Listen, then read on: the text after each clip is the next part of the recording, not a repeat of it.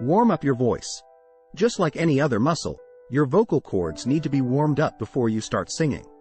Do some gentle humming or sing some scales to get your voice ready. Breathe properly.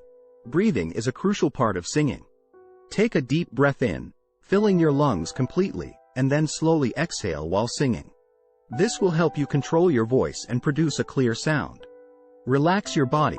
Singing can be nerve-wracking, but it's important to stay calm and relaxed. Stand up straight, with your shoulders relaxed and your feet shoulder-width apart. Make sure your jaw, neck, and tongue are all loose and relaxed. Find your range. Everyone's voice is different, and it's important to find the range that works best for you. Start by singing in your comfortable range, then gradually try singing higher or lower notes to see where your voice sounds the best. Practice, practice, practice. The more you practice singing, the better you'll get. Start with simple songs and gradually work your way up to more challenging ones.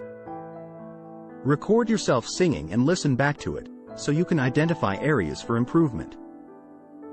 Embrace your unique voice. Your voice is unique to you, and that's something to be celebrated. Don't try to sound like anyone else, but instead embrace your own voice and use it to express yourself.